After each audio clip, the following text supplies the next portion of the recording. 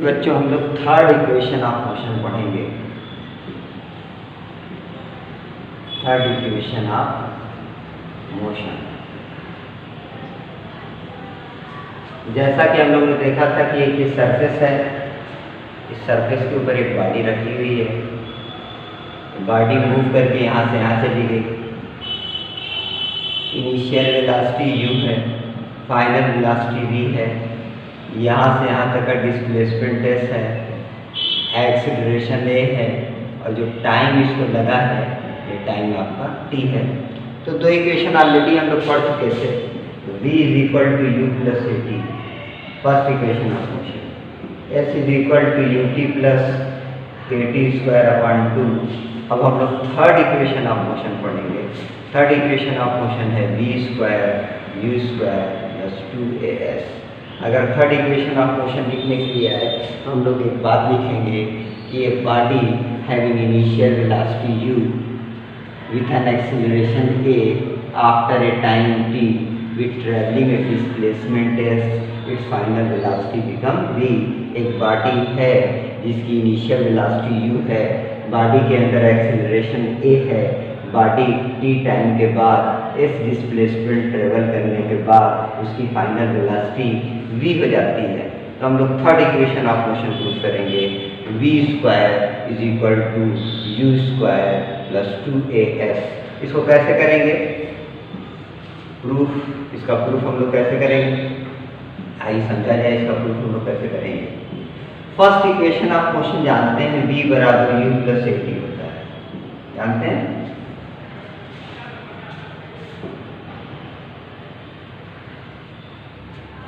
दोनों तरफ का स्क्वायर कर दिया जाए,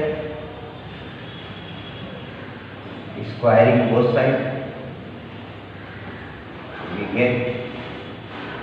क्या होगा v square u plus a T का होल स्क्वायर।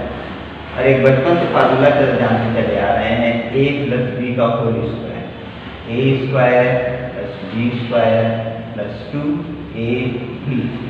इस वाले फार्मूले को देखो बच्चे यहाँ यूज करेंगे। v square u square plus 2u into A T plus A square T square. तो v स्क्वायर यू स्क्वायर, इसमें से 2a कॉमन ले लिया जाएगा। जब 2a इसमें से कॉमन लिया जाएगा तो ut, और ये हो जाएगा ए टी स्क्वायर अपॉन 2। और चूंकि हम लोग जानते हैं क्या कि s बराबर ut plus a t square upon 2 होता है, इसमें से कैसे कॉमन लिया भैया, इसको 2 से मल्टीप्लाई 2 से डिवाइड कर सकते हैं। 2 यहाँ भी है, 2 यहाँ भी है, a की 1 पावर यहाँ है, a की 2 पावर यहाँ है। तो 2a इसमें से कॉमन ले लिया जाएगा। जब 2a इसमें से कॉमन लेंगे तो यहाँ बचेगा ut और यहाँ बचेगा 2 हट जाएगा, ए टी स्क्वायर अपॉन 2 और ut plus a t square upon 2 is equal to s। तो v square u square plus 2as। This is third equation of motion. u is initial velocity, v is final velocity, a is acceleration and s is displacement taken by the body। देखिए बच्चों, इसमें कई तरह के motion में जो chapter 8 है class 9 का फिजिक्स का, इसमें कई तरह के हमको ग्राफ पढ़ने। क्या पढ़ने हम लोगों को? ग्राफ। ग्राफ में आपको पता होगा कि 2 एक्सिस होता है, एक्स एक्सिस और कौन सा एक्सिस, वाई एक्सिस। यहाँ पे टाइम ले लिया जाए, यहाँ डिस्प्लेसमेंट ले लिया जाए, तो ग्राफ ऐसे बना दिया जाए। इस ग्राफ का नाम रखा जाएगा डिस्प्लेसमेंट टाइम ग्राफ। इस एक्सिस के ऊपर टाइम ले लिया जाए, यहाँ पे वेलोसिटी ले लिया जाए, ग्राफ बना दिया जाए वेलोसिटी टाइम ग्राफ। यहाँ पे टाइम ले लिया जाए, यहाँ पे एक्सेलरेशन ले लिया जाए, ग्राफ बना दिया जाए एक्सेलरेशन टाइम ग्राफ। तो यहाँ पे जो 3 तरह के ग्राफ के बारे में हम लोग देखेंगे, displacement time graph, velocity time graph और एक्सेलरेशन टाइम ग्राफ। लेकिन सारे ग्राफ के बारे में नहीं हम लोग डिस्कस करने वाले हैं। हम लोग किस ग्राफ के बारे में डिस्कस करेंगे? हम लोग डिस्कस करेंगे वेलोसिटी टाइम ग्राफ, और वेलोसिटी टाइम ग्राफ की मदद से हम लोग इक्वेशन ऑफ मोशन प्रूव करने वाले हैं। अब हम लोगों का एम क्या है, हम लोग करना क्या चाह रहे हैं?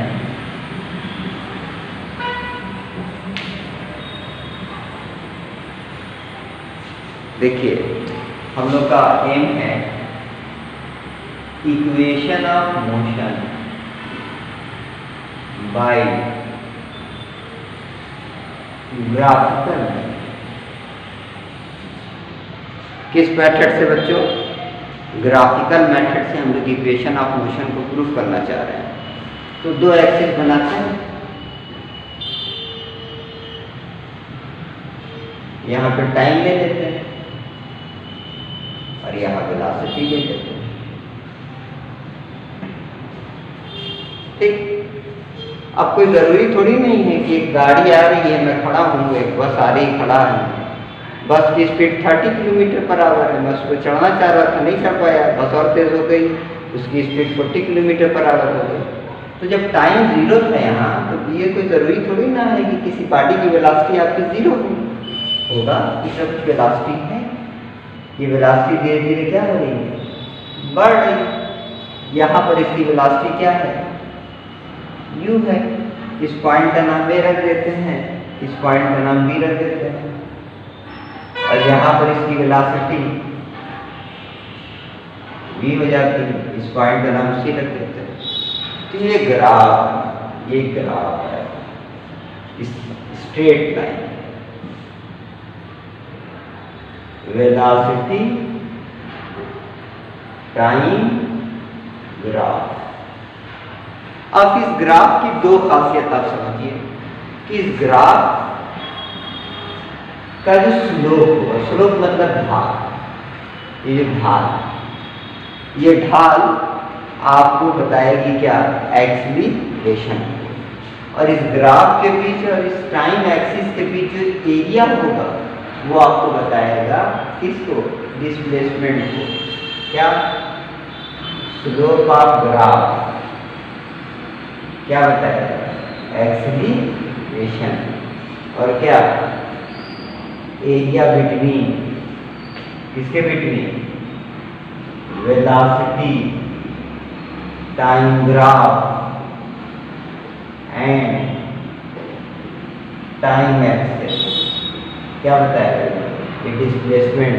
ये दो बातें अपने ध्यान में आप रखिए तो ही कोई प्रूफ कर पाएंगे। The slope of the graph gives acceleration and the area between velocity time graph and time axis gives क्या? डिस्प्लेसमेंट। तो अब हम लोग फर्स्ट इक्वेशन ऑफ मोशन को प्रूफ करने जा रहे हैं। किस मेथड से? Bye graphical method. ग्राफ को सबसे पहले एक्सप्लेन करना पड़ेगा। A body with initial velocity with acceleration a after a time small t, its final velocity become v। ये देखिए, ये आपका O A B C O एक क्वाड्रिलेटरल बना, चार साइड है इसमें, और इस क्वाड्रिलेटरल में भी ये क्वाड्रिलेटरल कैसा क्वाड्रिलेटरल है? ट्रेपेजियम है। और ट्रेपेजियम का एरिया निकालने का फार्मूला भी समझ लीजिए, sum of parallel sides into distance between them by 2। ये सब बेसिक चीज़ें हैं। तो पहले फर्स्ट इक्वेशन ऑफ मोशन को हम लोग प्रूफ करने जा रहे हैं। कैसे प्रूफ करेंगे? Slope of velocity time graph is equal to acceleration. Slope का क्या मतलब होता है?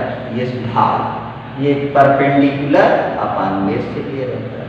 मतलब अगर इस ग्राफ का हमको स्लोप निकालना हो तो इतनी डिस्टेंस निकालनी पड़ेगी, और इस डिस्टेंस में इस डिस्टेंस को क्या करना पड़ेगा? डिवाइड करना पड़ेगा। मतलब स्लोप आएगा परपेंडिकुलर अपान बेस, बेस हो गया AB। अब प्यारे बच्चों, BD को हम लोग लिख सकते हैं BC माइनस BC।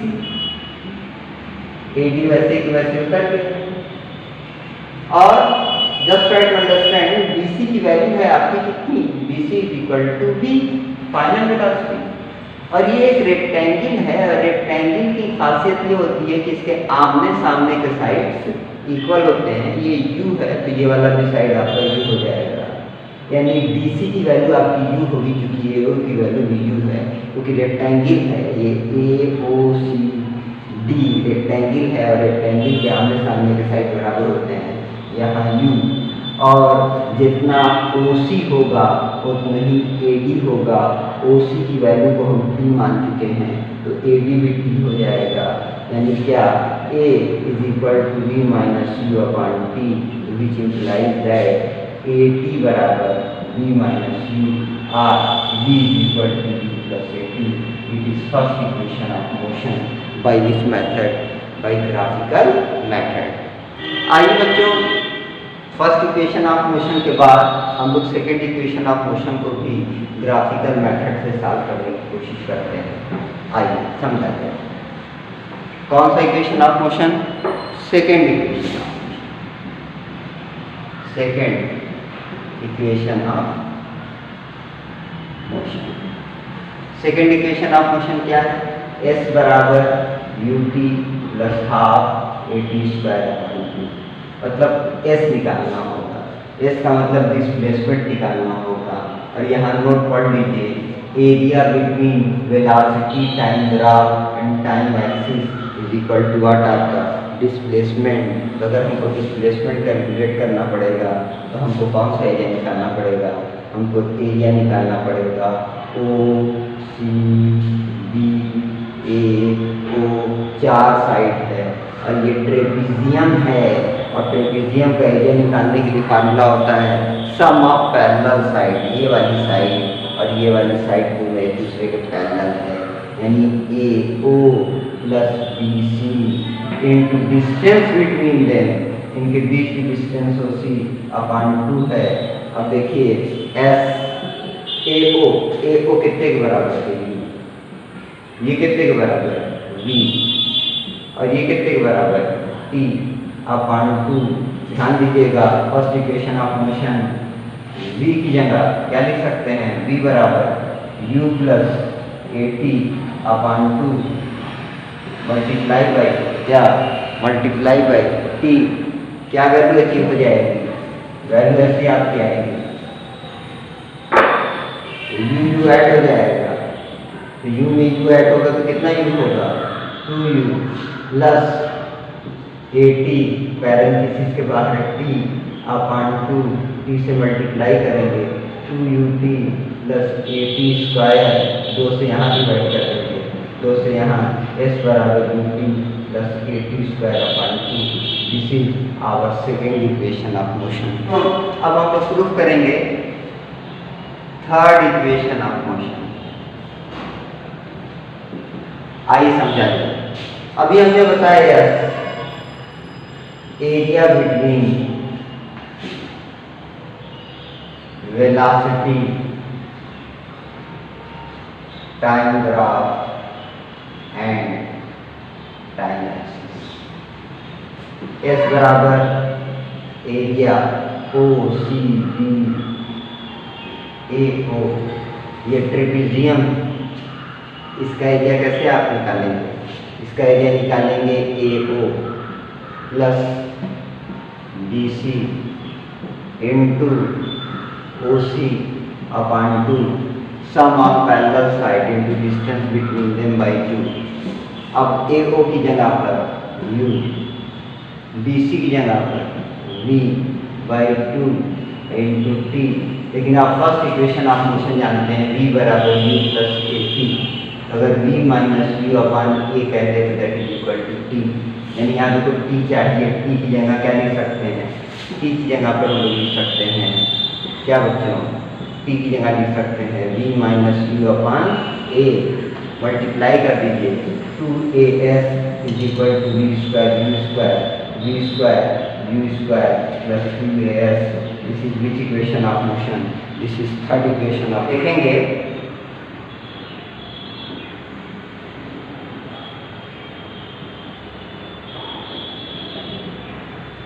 अब आपको ज़रूरी नहीं है कि कोई बॉडी जो है हॉरिजॉन्टली मूव करे। हो सकता है बॉडी वर्टिकली नीचे से ऊपर जाए, फिर ऊपर से कहाँ चली जाए, नीचे आए। तो अगर कोई बॉडी ग्रेविटी के तहत, अर्थ पे भी ग्रेविटी है लेकिन बॉडी हॉरिजॉन्टली मूव कर रही है ऐसे, ठीक। लेकिन अगर ग्रेविटी के अगेंस्ट नीचे से ऊपर जाए या ऊपर से नीचे आए, मतलब 3 इक्वेशन ऑफ मोशन है। v = u + at, s = ut + ½ at² and v² u² + 2as। लेकिन ये सरफेस है, यहाँ से यहाँ तक की ऊंचाई h, बॉडी यहाँ से देख, यहाँ इसकी वेलोसिटी u है, यहाँ पहुंची, इसकी वेलोसिटी v है। डिस्प्लेसमेंट कितना हुआ, डिस्प्लेसमेंट को s नहीं लेंगे, h लेंगे। टाइम कितना लगा, टाइम t लगा। और जब बॉडी ग्रेविटी के तहत नीचे से ऊपर या ऊपर से नीचे फेंकी नहीं जा रही है, मतलब ऊपर से अपनी तरफ अपने से नीचे आ रही है, इसके ऊपर जो एक्सीलरेशन काम करेगा वो काम करेगा acceleration due to gravity that is equal to g, जिसकी वैल्यू 9.8 मीटर पर सेकेंड स्क्वायर होती है। तो इस फार्मूले में क्या हम लोग को अमेंडमेंट करना पड़ेगा। अगर ग्रेविटी के तहत मूव करें, v = u ± gt, s की जगह h = ut ± ½ gt² and v² = u² ± 2dh।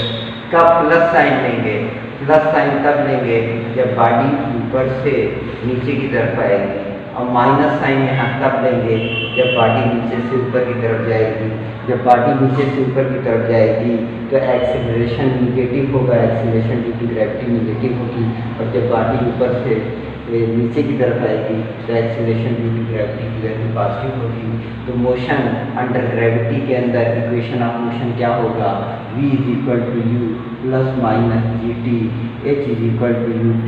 मतलब किसको किससे रिप्लेस कर दिया, s को रिप्लेस कर दिया s से, और a को रिप्लेस कर दिया g से। बकिया सब चीज़ वैसे ही सेम रहा। प्लस साइन कब लेंगे, बॉडी ऊपर से नीचे आएगी, पॉजिटिव साइन। माइनस साइन कब